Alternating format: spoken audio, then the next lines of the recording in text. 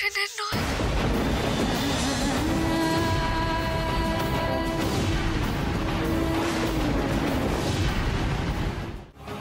আমি যা করেছি দিদির কথাই করেছি।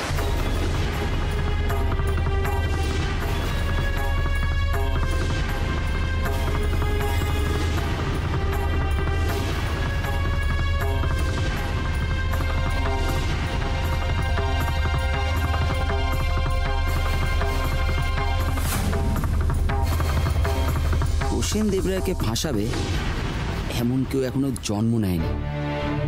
কলি, এবার তোমার আর তোমার দিদির কি অবস্থা করি দেখো।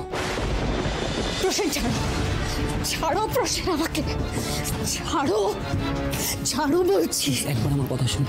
ছাড়ো আমাকে। তুমি আজকে যেভাবে আমার সাথে ব্যবহার করেছো, যেভাবে আজ সবার সামনে আমাকে অপমান করেছো, তারপরে তোমার সাথে কথা বলার কোনো রুচি আমার নেই। আমার তো ভাবলেও লজ্জা লাগছে।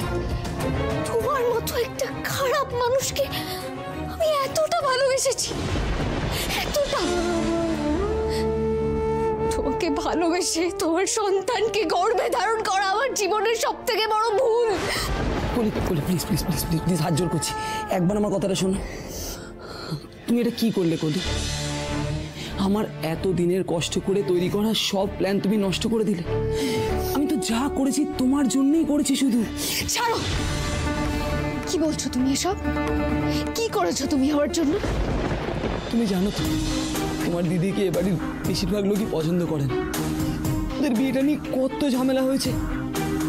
এরপর যদি আমি তোমাকে বিয়ে করতে চাইতাম, বাড়ির লোক তো কিছুতেই রাজি হতো না। আমি ভেবেছিলাম ধীরে সুস্থে সবাইকে বুঝিয়ে তোমাকেই বাড়ির বউ করে আনবো। বলো,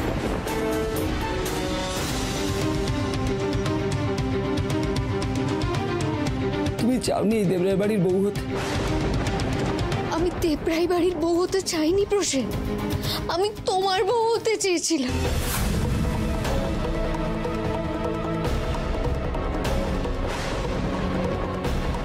আমি যেমন চাই সেভাবেই কথা বলাবো তোমায়, আর সব কথা তোমার বিরুদ্ধেই যাবে।